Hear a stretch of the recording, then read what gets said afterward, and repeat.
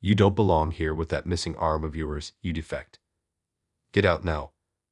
The angry shout echoed throughout the store, causing me to instinctively shield my sister Emily next to me and look at the man in front of us. The man was looking down on Emily and me with an intimidating gaze. I'm sorry. Tears began to stream down my frightened sister's face. The moment I saw those tears, something in me snapped. I had reached my breaking point. Then you are fired as of today, I said with a cold stare at the man. My name is Kyle. Right after graduating from high school, I started working at a company as an employee. Hey Kyle, I'm home. Hey Emily. How was your day? Emily, my sister, just started working this year. Come here, Emily. I'll help you take it off. It's okay. I can do it by myself. But it's hard to do alone, isn't it? Come here. Geez, Kyle, you're too overprotective. Emily sighed slightly, exasperated, and rolled up the sleeve of her left arm. Emily's left arm is a prosthetic. Moreover, she has only recently started using it, so Emily is still not quite used to putting it on and taking it off. When Emily said she wanted to live alone after becoming a working adult, I couldn't allow it. Our parents are no longer with us, so naturally, I worry about Emily a lot. See, it's off now. Thanks, Kyle. Emily carefully cradled the removed prosthetic arm with her right arm. Hey, Kyle, today was my first payday. Is that so? It's already been a month since you started working at that factory. Congratulations. What are you going to buy with your first paycheck? Well, first this. Here, Kyle, take this. This is... Emily handed me an envelope filled with cash. It's to pay back what you fronted for the prosthetic. It might be little by little, but I'll make sure to pay it back. You don't have to worry about it. No way. This is something I definitely want to pay for with my own money. Well, also, Kyle, let's go out to eat on our next day off. Remember that seafood restaurant we saw on TV? I'll treat you. Hey, that place is expensive. You don't need to do that. If you want to go, I'll treat you. Come on, that defeats the purpose. I want to give back for all the times you've taken care of me. Emily, I was incredibly happy that Emily cared so much about me, but it also made me feel a bit lonely. The next day, I talked about it with my coworker Alex. Emily wants to treat me to some pretty good seafood on her entry-level salary. What do you think, Alex? Well, that sounds nice. You should go, Alex said with a bright smile. I've known her since high school, and she gets along well with Emily too. Given her familiarity with me and my sister, I was hoping for some opening advice, but her straightforward opinion took me by surprise. I must have looked quite downcast as Alex cocked her head in confusion after seeing my face. What's wrong? Aren't you happy? No, it's not that. It's just that, actually, I've also received the money Emily saved to pay me back for the prosthetic arm. I'm worried that if she spends so much, she won't have much money left for herself. I don't think there's anything to worry about, really. Yes, because that's what Emily wants to do, right? You should accept her feelings. Maybe you're right. Look, if you're going to keep worrying about it, I'll go out to dinner with Emily in your place. What? No way, that's definitely not happening. All right then, stop fussing and let Emily treat you, okay, Kyle? Alex teased, smirking and tapping me lightly on the head. Okay, I get it. While I still felt a bit uneasy, I understood what Alex was trying to say. I decided to accept Emily's feelings. And so, the day came for Emily and me to go to the seafood restaurant. Kyle, are you ready? Yeah, ready whenever you are. I turned around as I responded. There stood Emily, dressed a bit more fashionably than usual. Wow, Emily, you look nice. Really? I don't look too childish. Are you sure it's okay? It's fine, you look beautiful. I couldn't help but marvel at how grown-up she had become. Then, shall we get going? I smiled, trying to mask the sudden surge of loneliness, and urged Emily on. We arrived at the restaurant and were seated at the counter in front of the open kitchen. We were quickly admitted, thanks to Emily's reservation. Could we start with a few chef's choice appetizers, please? Of course, the chef nodded at Emily's order and, with skillful hands, prepared the appetizers and placed them in front of us. It was the best stuff I had ever tasted. This is amazing. It's delicious, Kyle. It really is, Thanks, Emily, for bringing me to such a nice place. Hey, are you crying, Kyle? No, it's just something in my eye. I tried to hide the tears welling up from the emotional moment, turning my face away from Emily. I caught the eye of the smiling chef, feeling a bit embarrassed. By the way, how's work going? Are you managing okay? I'm doing fine. I'm a bit clumsy at times, but I'm getting used to it. No worries. Emily said this with a bright smile, but I knew something she didn't. Occasionally, Emily would come home with bruises here and there. I had once pressed her to tell me what was happening. I'm just not used to the environment and the tasks, so I end up bumping into things here and there, Emily said, as if it were nothing. True to Emily's words, the frequency of her coming home injured had decreased lately, but I still couldn't help but worry. Emily, if anything tough happens at work, you need to tell me right away. Geez, I told you I'm fine. You really worried too much, Kyle. Sorry, was I being too persistent? No, it's because you're always there for me, Kyle, that I can keep trying my best. Thank you so much. Emily's tears began to well up in my eyes again. I guess I tend to get overly concerned when it comes to Emily. Emily's current job is at a factory that I helped her get through a connection at my company.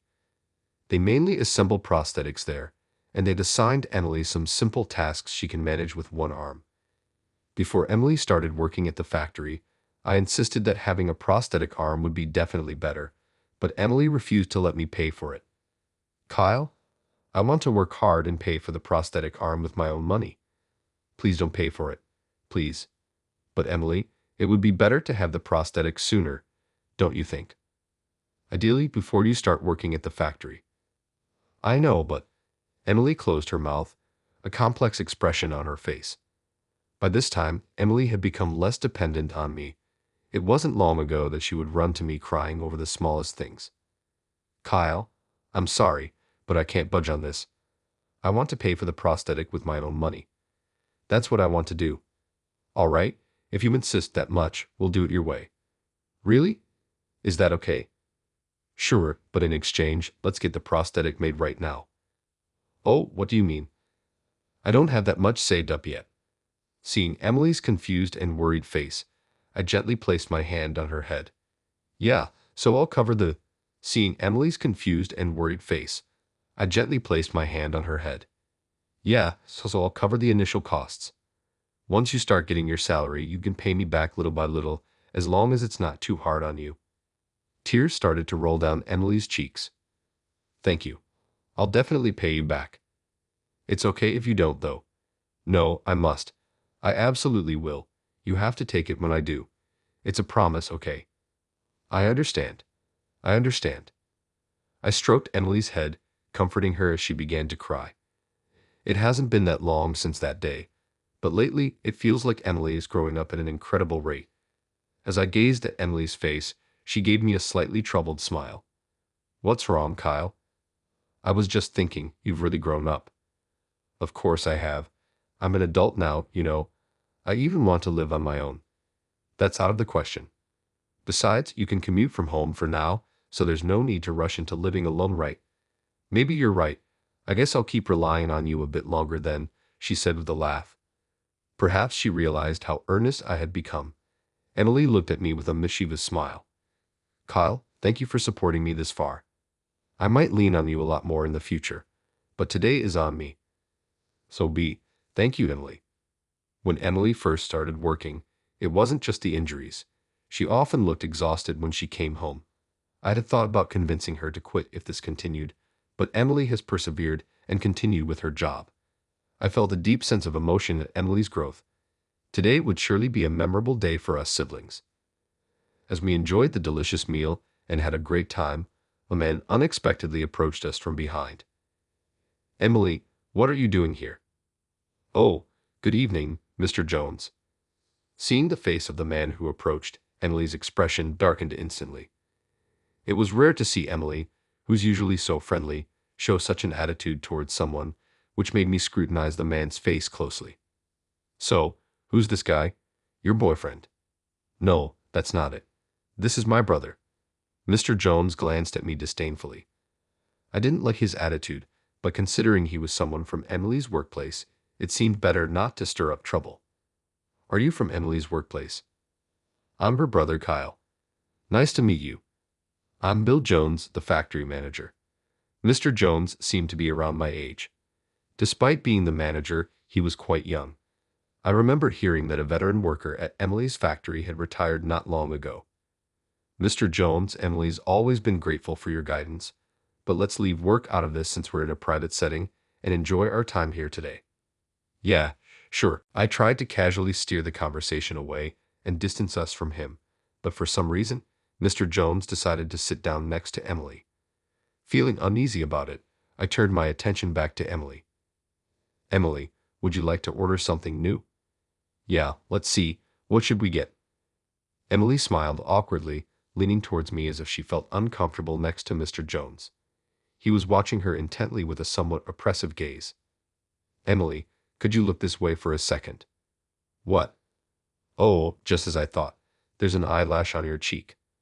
Go to the restroom and take it off. Oh, sorry, and thank you. I'll be right back. Taking the opportunity while Emily was away, I moved to her seat. I somehow felt it wasn't right to leave Emily and this man side by side. You seem to get along well with your sister. I guess it's normal, I think.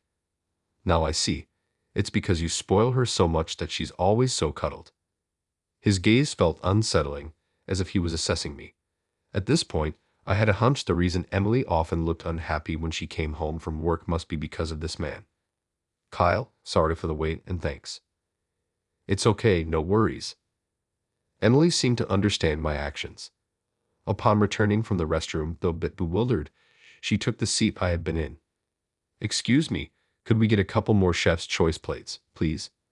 Of course, just a moment. Chef's Choice. Mr. Jones let out a low chuckle as Emily placed her order with the chef. Someone as useless as you, who can't even carry a load, sure is living the high life. It's a special occasion today. Oh, despite dropping important parts every day and getting yelled at. His words revealed something I couldn't ignore. It seemed Emily was being made to carry loads at the factory. Excuse me, sir, may I have a word? What is it? Looking at Mr. Jones, who regarded me as if I were an annoyance, I couldn't help but glare back. Mr. Jones, Emily isn't suited for heavy lifting tasks.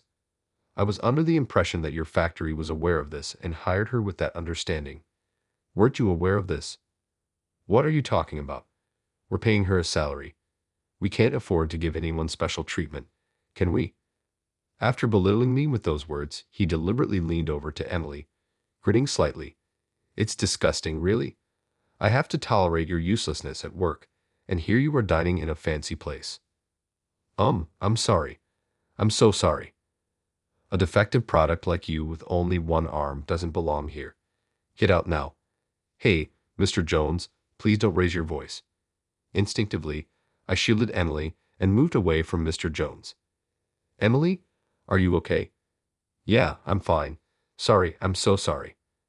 Emily tried to hold back, but her voice trembled and tears spilled from her eyes. Emily, don't apologize. There's no need for you to be sorry. I wrapped an arm around Emily's shoulder, offering her a handkerchief. She weakly accepted it and stifled a sob. Why should Emily have to endure such treatment? It was unjust.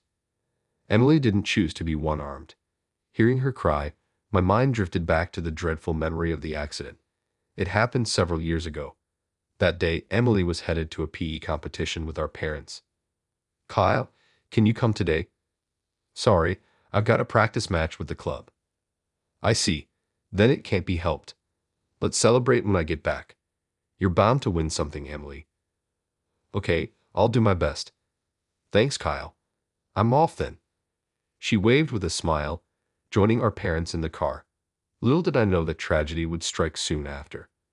Dad, Mom, Emily. Suddenly called by the club advisor, I was faced with an unbearable truth. I rushed to the hospital I was directed to, screaming in front of the operating room. You must be Kyle, right? Yes, that's me. Doctor, how are my parents and my sister? I'm sorry. Unfortunately, your parents. It can't be. My mind went blank. It was a car accident. I was told they collided head-on with a car that veered into their lane. Despite all medical efforts, My parents were gone. Kyle, please brace yourself about your sister Emily. The reality the doctor revealed floored me. After a long surgery, Emily was the only one who miraculously survived. Kyle, where's Emily? It's okay. I'm here. That's good. Hey Kyle, my left hand. It doesn't move and doesn't hurt at all. What happened to my left hand? Emily, it's okay. Don't worry. Just rest for now. I'll always be by your side. Soon, her breathing evened out in sleep. Gently, I touched Emily's left shoulder. Oh, Emily. Oh, Emily. Seeing Emily with her arm completely missing from the elbow down, I couldn't hold back my tears. Emily had aspired to be a pianist. Both our parents and I always supported Emily's dream. The realization that such aspirations had been dashed caused me great distress. Despite knowing that neither our parents would return nor Emily's arm would come back, the sense of loss was overwhelming. After graduating from high school, I chose to work. Kyle, are you sure you don't want to go to college? Yeah, it's fine. I didn't have a specific goal in mind. But Emily, you shouldn't give up on your dream of becoming a pianist. But how can I? With a near tearful expression, Emily touched her shortened left arm. My left hand. It's gone. How can I become a pianist now? That's not true. Once your surgical wounds heal, we'll get you a prosthetic arm, and then you can start practicing again. I'm sure you'll be able to play the piano again. Really? Of course. Dad, Mom, and I will always be there to support you. Thank you, Kyle. I was determined not to let Emily give up on her dream of becoming a pianist. Somehow, continuing to strive for her goal felt like a way to maintain a connection with our departed parents. And so began our life together as siblings. Kyle, the pot's burning. Burning? Oh, sorry, Emily. It's dangerous, don't touch it. At first, we struggled with unfamiliar household chores. Enough, I've come to help. It's unfair to Emily to eat such food. Sorry, Alex. I appreciate the help. Seeing my never-improving culinary skills, Alex offered a helping hand out of concern. From now on, I'll take care of the laundry, so don't you dare touch it, Kyle. But that's too much. I'm not doing this for you. Emily asked me for help. Really? You should be more considerate, even if you're siblings. Right, sorry. Regardless of our sibling bond, Emily was a girl of a certain age. There might be things she found hard to discuss with me. While Alex's help with chores was invaluable, what I truly appreciated was her willingness to listen to Emily's concerns. Through it all, we supported each other and persevered together. Why should someone like Mr. Jones, who knew nothing about us, say such things to us? Seeing Emily cry under his intimidation, something inside me snapped. Mr. Jones. As I stood up, protecting Emily, I turned to face Mr. Jones. Yeah, what is it, big bro? Don't call me big bro. It makes me sick. Sorry, big bro. Mr. Jones's condescending laughter pushed me past my limit. Mr. Jones, you are fired as of today. What? What are you talking about? His eyes widened in shock at my words. Kyle. Emily looked up at me, worried. Emily, let's go. Wait a minute, what do you mean by that? As we attempted to leave, Mr. Jones called out to us in a panic. I couldn't be bothered to explain. I pulled out my wallet, fetched a business card, and tossed it at him. This is, no way, you are. I'll be reporting your behavior. Even if the higher-ups forgive you, I never will. Remember that. Ignoring Mr. Jones as he stuttered and gaped after seeing my business card, Emily and I settled our bill at the restaurant and left. We then visited Alex's house to discuss a certain matter. Welcome, I've been waiting.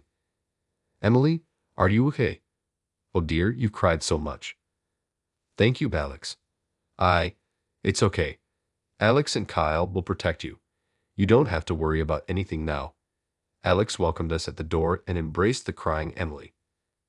Kyle, I got the gist over the phone, but let's talk more once you've settled down. While holding Emily, I could see the fury in Alex's eyes. Soon after, Alex took Emily to the bedroom and put her to bed. Sitting in the living room and waiting for Alex, she came over and sat down on the sofa opposite me with a sigh. Did you manage to get anything out of Emily? Yes, but you might not want to hear it. She made me promise not to tell you. Crying? I have a rough idea. Thanks, Alex. Alex avoided eye contact with me as if disgusted. It seemed likely the bruises on Emily's body were probably not just from dropping things but from other incidents too. That man, he can't be forgiven. I understand. Let's go to the factory together tomorrow. Are you sure, Alex? Kyle, I feel the same way as you. Okay, thanks. Finally making eye contact, we nodded in understanding. Our resolve was unified. Tomorrow, we would confront that man. The next day, Emily, Alex, and I went to the piano factory. Mr. Smith, from the back, Mr. Jones, having spotted us, rushed over. As Emily flinched, Alex and I shielded her and faced Mr. Jones. Thank you so much for coming. I had no idea you were an employee of Carter Music. I deeply apologize for my rudeness yesterday. What a turnaround from yesterday's attitude. Mr. Jones kept smiling and apologizing to me. I was speechless at his sudden change of heart. Well, it's not surprising. The company where Alex and I work is a major client of this factory. Moreover, it wouldn't be an exaggeration to say they are almost exclusively a prime contracting company. Mr. Jones, before apologizing to me, could you please apologize to Emily for yesterday and for everything before that? Oh, well, that is, with a look that said I knew everything. I stared him down. Sweeting, Mr. Jones looked around nervously. Just so you know, there's no escaping this. What's with you? Oh, well, my apologies. I haven't introduced myself, nor Alex. Could it be you are? Mr. Jones was shocked as he checked his business card. The current president of Carter Music is my father, and I work here as a prospective president. Is there a problem? No, of course not. I'm terribly sorry. So you see, you're missing the point. The person you really need to apologize to is Alex. Kyle, it's okay. I'm fine now. From behind Alex and me, Emily let out a soft cry. Then, staring down Mr. Jones with all her might, she stepped in front of us. Mr. Jones, I am resigning from this factory as of today. Though my time here was short, I am grateful for the opportunity. Emily apologized profoundly. What? What are you talking about all of a sudden?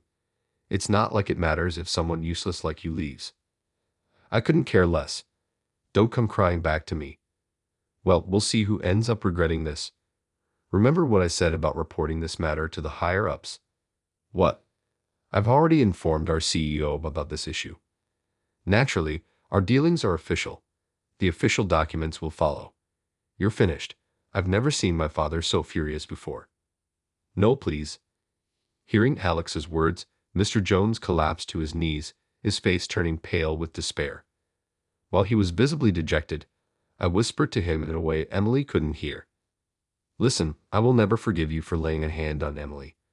Don't you dare show your face to Emily and me ever again. Yes, sir.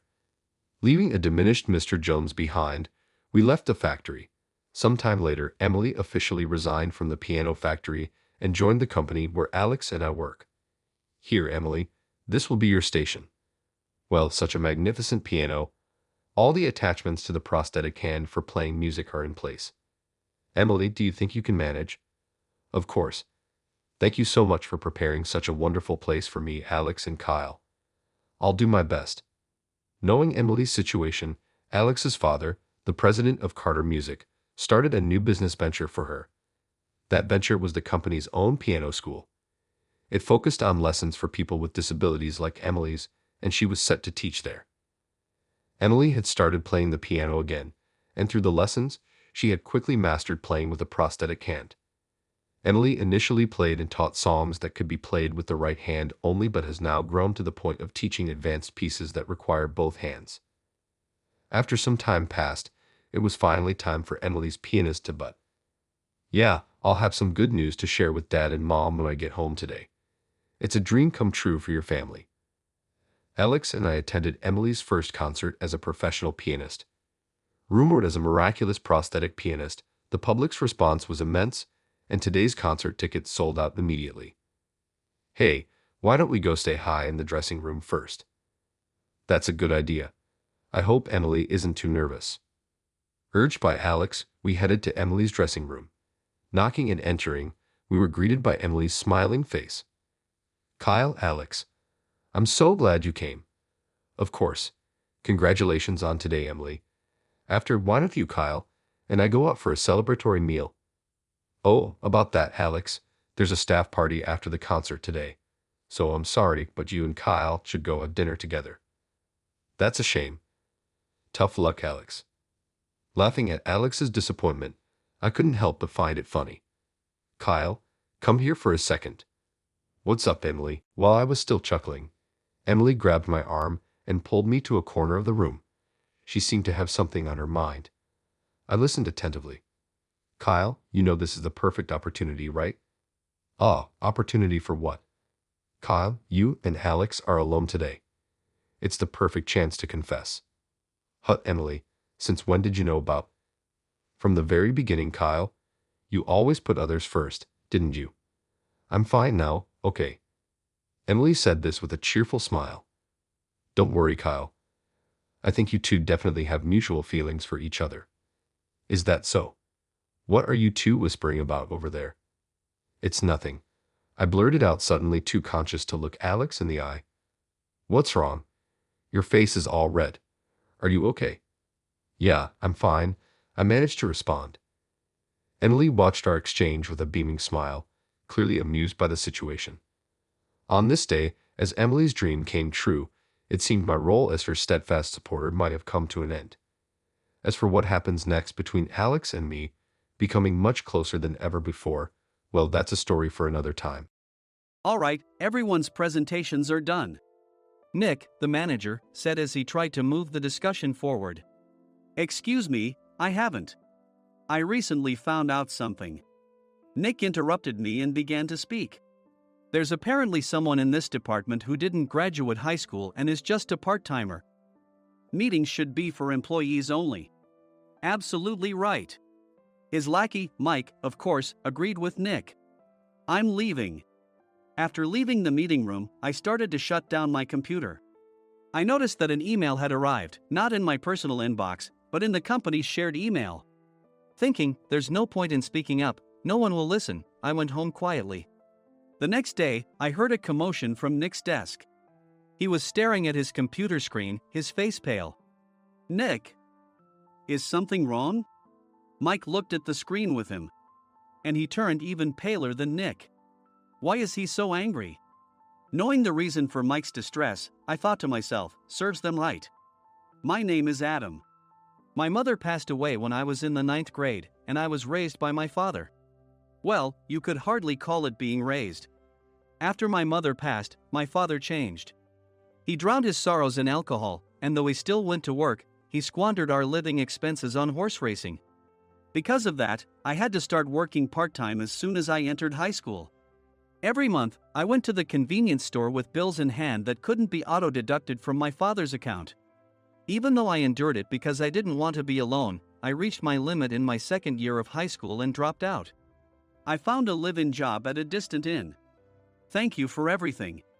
The day I left home, my father, still staring at the TV, spoke. Take care. That was our last conversation. Back then, 18 wasn't the age of majority, so I needed my father's permission to work, and I couldn't hide my place of employment. Yet, my father never visited me even once. I kept working just to survive, and before I knew it, I was 42. Years of hard work paid off, and I was transferred to the headquarters. I was thrilled to be recognized by the company, as I thought I'd be working in the field until retirement due to my lack of formal education. Listen up. Our work can change the future of our employees. Don't drag us down. On my first day after the transfer, Nick, dressed in an expensive suit, spoke sternly. There was a reason for this. Our inn was located in a prominent tourist destination, known so well that everyone in the state could sing its commercial jingle. At its peak, we had 5 locations within the state. But that was long ago. Due to financial difficulties and aging facilities, only the place where I had worked for many years and the original establishment remained. I was prepared to lose my job anytime, but now there was a glimmer of hope. With the rise of social media, the tourist area where the inn was located started gaining attention again. Depending on how hard the sales department, where I was transferred, worked. We could either thrive or be forced to give up this prime location to the new hotel chains continuously popping up. For Nick, who had switched careers from another industry to strengthen our sales, this was a battle he couldn't afford to lose. I understood why he had to be strict. "I will do my best." Nick sneered at my enthusiastic declaration. "Did you not hear what I said?" "I'm sorry." I thought I was listening carefully.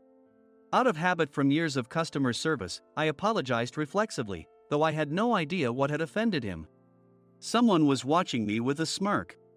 In this department, there are those who are expected to excel and those who have been shoved here because they have nowhere else to go. You are the latter. It was Mike, the section chief. He's 7 years younger, at 35. But he was called to headquarters much earlier than I was and had been moving around within the headquarters ever since. I'm not jealous, but I can't accept that he's my boss. Graduating from a prestigious university, he has an unusually high pride and caused many problems as a newbie, making things very difficult for me when I was the front desk leader. When I found out Mike was transferred to the sales department a month before me, I was disheartened. Mike is right. With just a middle school diploma, there's not much you can do. Don't even think about achieving results. As if I didn't exist, Nick remarked, "I'm thirsty." Mike eagerly ran to the coffee maker. It seems Mike is Nick's lackey. I regretted being happy about my transfer to headquarters, wishing I had stayed on site forever. Send a direct mail to every company on this list by the end of the day. Nick only assigned me tasks that even a new graduate could handle. What? There are over 1,000 companies. You want me to send to all of them by today? Yes, if you and your fellow misfits split the work, even those with nowhere else to go should finish by today. I glanced at the employees typing away expressionlessly. They were worn out from customer service, only thinking about leaving on time, or were women reassigned after having children, with zero motivation for work. Even Sam, a new graduate from the same university as Mike, who was supposed to be among the expected achievers, had no enthusiasm for the job, having joined the company wanting to do customer service. "I don't care what they say, I plan to quit anytime," he said. Only Nick and Mike were highly motivated, making all the decisions between the two of them. I originally only wanted to work at the inn to survive and had no particular attachment to this job. I swallowed my words, thinking I had no right to reprimand them. About a month after the transfer, Nick told us with a frustrated look. "To commemorate the 50th anniversary, we've decided to create a plan exclusive for one group per day. Originally, Mike and I were supposed to come up with it, but our president, Mr. Thompson, insists on hearing everyone's opinions. So, you all get a chance." As Nick explained, Mike began handing out prints. "Make sure not to embarrass Nick. If your ideas are half-baked, you'll have to redo them." It seemed that they had printed his handwritten notes by Mr. Thompson, which included several questions and a section for free responses. It made sense why Nick had to seek our input, given that all responses had to be submitted to Mr. Thompson. We were given a week to think about it, and a meeting was scheduled to compile our ideas. My plan is to let guests enjoy both the old and modern America. Nick began the presentations. Guests would watch a master confectioner at a nearby traditional sweet shop make sweets in front of them. The welcome drink would be premium tea in a bottle. Nick's plan was certainly attractive. After his presentation, Nick called on us to present in the order we were seated. Just as I stood up for my turn. "All right, everyone's presentations are done." "Excuse me, I haven't. I recently found out something." Nick interrupted me. "There's someone in this department who didn't graduate high school and is just a part-timer." He was likely talking about me. I joined the company as a part-timer and was made a full-time employee when I turned 20. That was 20 years ago, so Nick and Mike probably had no chance to know until recently. Meetings should be for employees only. Absolutely right. After that, Nick kept creating opportunities to solicit everyone's opinions, purposefully excluding me from speaking. The meeting unexpectedly heated up and went past the scheduled end time. A few people asked to leave, and the discussion continued with the remaining few. "Still here?" Normally, you'd leave in that situation. Though I had no attachment to the job initially, hearing kind words from customers made me want to make them happier. For someone like me, with nowhere to go, the inn was my home and customer service was my life. I felt pathetic about my current self. I'm leaving. I left the conference room and started shutting down my computer. I noticed an email had arrived, not in my personal inbox, but in the company's shared email. Thinking no one would listen to what I had to say anyway, I quietly went home. The next day, while preparing the DM as instructed, I heard a commotion from Nick's desk. In his haste to stand up, he hit his knee on the desk. He stared at his computer screen, his face pale. "Nick? What's wrong?" Mike, thinking he should be the first to rush over, approached Nick while still wearing his coat. He peered at the screen with Nick. And he turned even paler than Nick. Why is he so angry? Who is responsible for this company? Nick, more irritated than ever, asked, and Mike answered without checking. Probably Sam.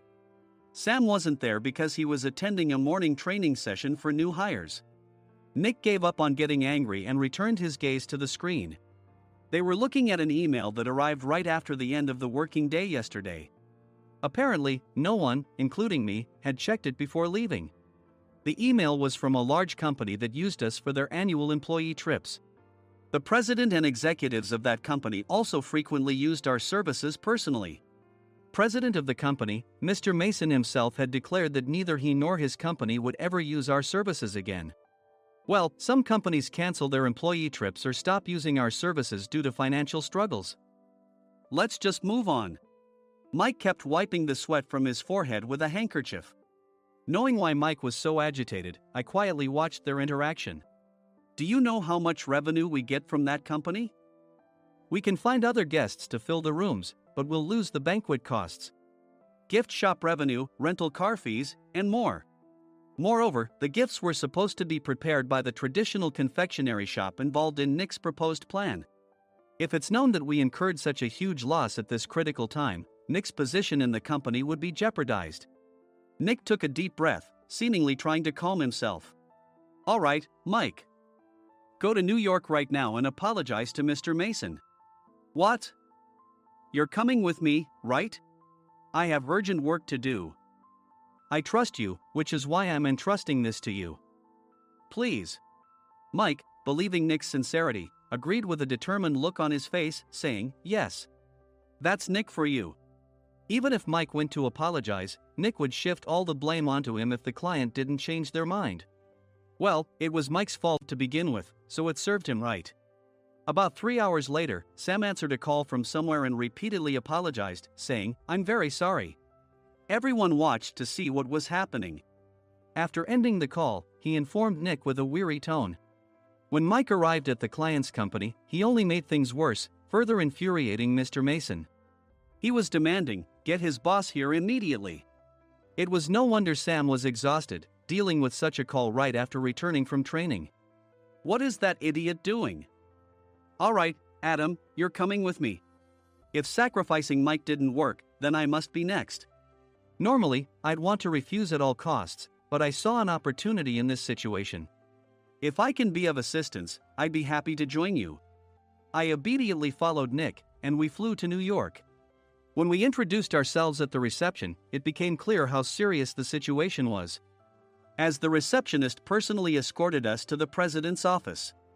Angry voices leaked through the door, making both Nick and me uneasy. Excuse me. I'm Nick, the supervisor. I understand my subordinate has caused you trouble, and I deeply apologize. Nick, with his experience in the corporate world, knew enough to offer an apology before excuses. However, his customer service skills left much to be desired. I sighed as I saw Mike trembling like a small dog in the corner of the room. What kind of training are you giving your subordinates? Mr. Mason glared at Nick with a red face. The intensity of his gaze made even Nick take a step back. Regrettably, I joined this company only 2 years ago and was unaware of Mike's issues. I should have identified his shortcomings sooner. Indeed. I should have realized sooner. No sensible person would come to apologize and then give a lengthy presentation on the drawbacks of not using their in. Nick froze, his mouth slightly open. Suspecting the worst, I picked up the documents that had fallen to the floor. It seemed Mike hastily prepared these documents on the plane, listing the disadvantages. Disadvantage 1, if you change the venue for the company trip, employees might suspect it's for cost-cutting reasons. leading to a negative impression. Reading it aloud half-jokingly, Nick snatched the papers from my hand and checked the contents with a furious expression. Among the stack of documents was a receipt from a nearby convenience store's copy machine. I felt a pang of dread, hoping he hadn't shown the receipt as well. What do you think he said when I asked what kind of nerve he had to do this? I'm very sorry. Faced with the dire situation, Nick must have thought there was nothing left to do but apologize. In a voice smaller than I'd ever heard from him, he uttered words of apology. He said, "I'm a Harvard graduate. I don't believe I said anything wrong." Mike! What have you done? Forgetting his plan to pin the blame on Mike, Nick yelled loudly, even in front of Mr. Mason. "I didn't do anything wrong." "You're still saying that? Look at him." Mike pointed at me with a shaking hand. "I was assigned to headquarters in my 20s and now I'm a section chief. This guy only made it to headquarters at 42. Everything I've done proves I was right. So why are we losing the contract?" Having said his piece, Mike collapsed to the floor. "Of course. You were sent there because you had nowhere else to go." Mike never expected to hear such words from someone he looked down upon. He lunged at me, and Nick hurriedly stepped in to stop him. "Mr. Thompson told me Mike is a quick thinker, and to take good care of him." There's no way he was pushed aside. "Don't make things worse here. He didn't say quick thinker, he said only quick-witted, didn't he?" I don't remember that part." I recalled the many troubles Mike caused when he was a newbie. When Mike was on the front line, his pride was so high that he never apologized to customers. Customer service, especially in our job, doesn't work alone. It brings both good and bad situations. If the front staff or housekeepers made mistakes, or the cleaning company didn't properly clean a room, one had to apologize to the customers regardless of personal fault. Mike, in such situations, would never apologize, insisting he wasn't at fault. This often angered customers, and as the front desk leader, I frequently had to apologize on his behalf. He caused complaints and disrupted operations, which is why he was quickly moved to headquarters. In departments where he didn't interact directly with customers, his quick thinking was beneficial and things went well. But it seemed his flaws were starting to show. Corporate reservations are supposed to be entered into the system by the sales representative. But a quick check yesterday revealed that more than 10 items were missing from the client's reservation. The handover document clearly stated what needed to be prepared. Why didn't you enter it into the system? Why do we have to give them special treatment? Filling rooms near the banquet hall, setting up all the food in advance. Specifying the brand of wine, they're too demanding.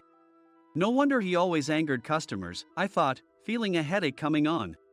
Grouping them in rooms near the banquet hall is for our benefit too. It makes it easier for the staff to set up beds and serve breakfast since everyone's schedule is synchronized. As for the other requests, Mr. Mason suggested them to lighten our load. I didn't know that.